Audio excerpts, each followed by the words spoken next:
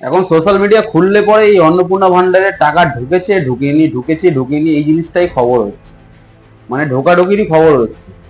আর যারা মেন পাওয়ার, যারা তারা পাচ্ছে না, যারা পাওয়ার না তারা পেয়ে যাচ্ছে। মানে এতদিন যারা বিজেপি করেছে, মেন বিজেপির লোকেরাই আসল কথা, তাদের বাড়ির বউরা, তাদের বাড়ির মারাই পায়। আর যারা এতদিন দলটাকে বিরোধিতা করে এসছে, যারা দলটাকে মানে কোনোদিনও সাপোর্ট করেনি, তাদের বাড়ির সবাই পেয়ে গেছে। তো মানুষের মনে ক্ষোভ জন্মাবেই। আমাদের পাড়াতেই বাচ্চা পড়ে প্রাইভেট স্কুলে, বর করে সরকারি চাকরি, তারাও সেও পেয়ে গেছে, ভালো কথা, পাক, সবাই পাক, এটাই চায় মানুষ।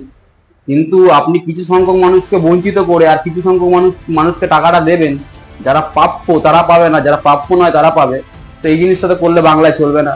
তো মানুষ, পশ্চিমবঙ্গের মানুষ, এটা সবসময় মাথায় রাখতে হবে, যেরকম আপনাদের সাপোর্টে তারা কথা বলেছে, সেরকম আপনাদের বিরোধিতাও করতে পারে।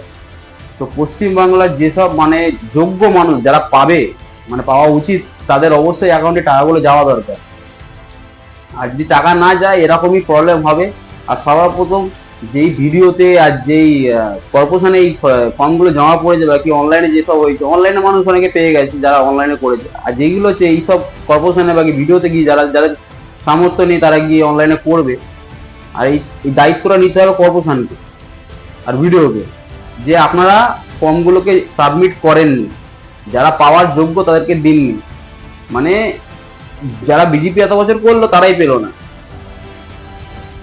এখানে বোঝা যাচ্ছে না। আমাদের পাড়াতেই মানে যারা তৃণমূলের যারা লোক ছিল তারা পেয়েছে। তো যারা বিজেপি করতো তাদের মনে ক্ষোভ হবে। তো যত তাড়াতাড়ি পারেন এই জিনিসটার সলিউশন করুন, যাদের যোগ্য তাদের অ্যাকাউন্টে অবশ্যই টাকাটা পাঠান।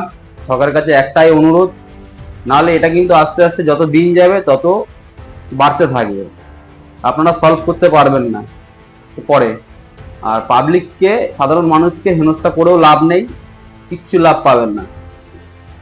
এই জিনিসটা নিয়ে ভাবা দরকার সরকারকে অবশ্যই।